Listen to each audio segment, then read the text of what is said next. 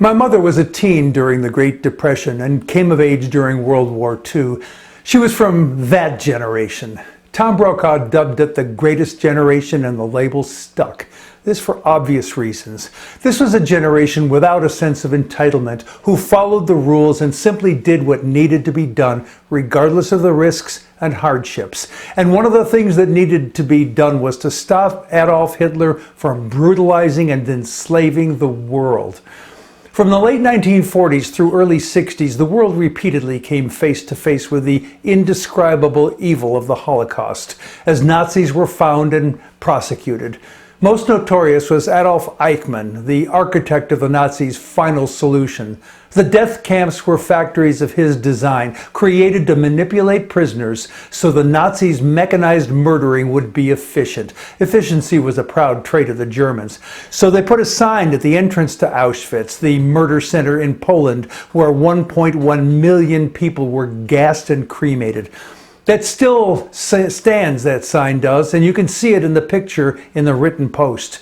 The words translate roughly to "work makes you free," suggesting an entirely false and cruel promise for the future if prisoners would work hard. Both the manipulation and the death were complete. I recall with frightening clarity a conversation I had with my parents when I was an idealistic teen about those death camp horrors. I was raised in the red, white, and blue America, land of the free and home of the brave. So I said of the Holocaust, it's so good that that could never happen here. My mother gave a start and said, and this is word for word, "Oh yes it could, you better watch out." I had no idea how she could have said that. I mean, this is the country of people wearing the white hats, who are forever the good guys. This is the country that fought and bled and died to kill that hate monster. This is the country of my dad, who, like millions of others, risked his life over and over so we would be free. Yet now we have a president who proudly tells us that there were good people on both sides in Charlottesville, one of which was composed of white supremacist Nazis. We have a never-ending parade of angry citizens carrying assault rifles to intimidate our people over any and every imagined grievance. And we have protesters who want our entire economy opened up regardless of the mortal consequences to tens of millions of us. They're carrying Nazi flags and declaring how aggrieved they are, this to justify their demands and their hatred. The president continues to tell us what good people they are, these swastika-brandishing thugs. And not even a single Republican in Congress has the courage or decency to stand up and declare the obvious evil and hate these people are spewing. There was an anti-lockdown protest in Chicago last weekend. It was clearly a temper tantrum aimed at those in government and the dedicated scientists who are working to keep us safe from coronavirus. One woman at that rally carried the sign you see in the picture in the written post, displaying the very words of the sign at the entrance to Auschwitz.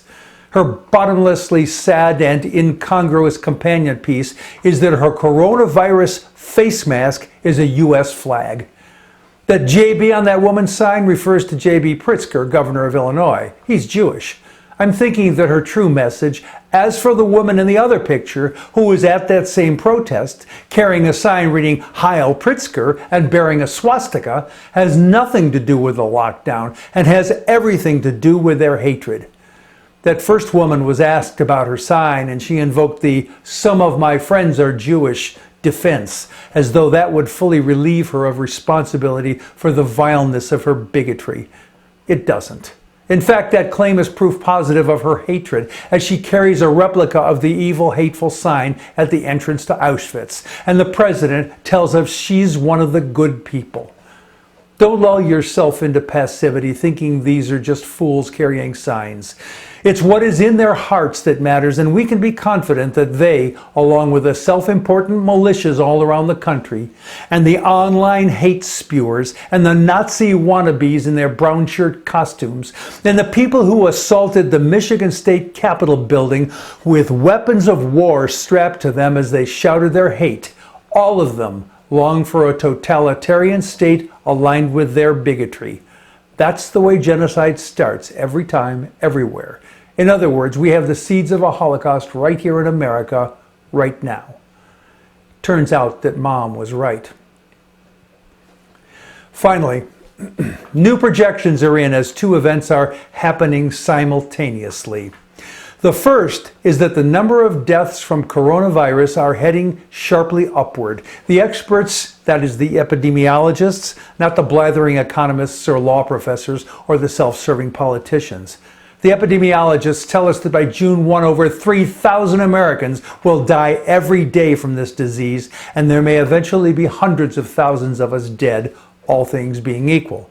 But all things aren't equal, because at the same time as death counts are skyrocketing, the second event is happening.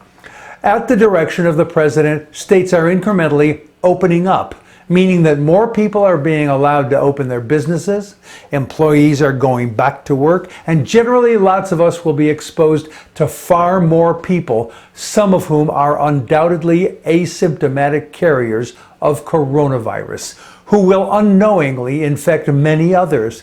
Maybe you. So while there is still a moment, I would like to say au revoir to those who are in the coronavirus death bullseye. Perhaps we knew one another. 'Twas great.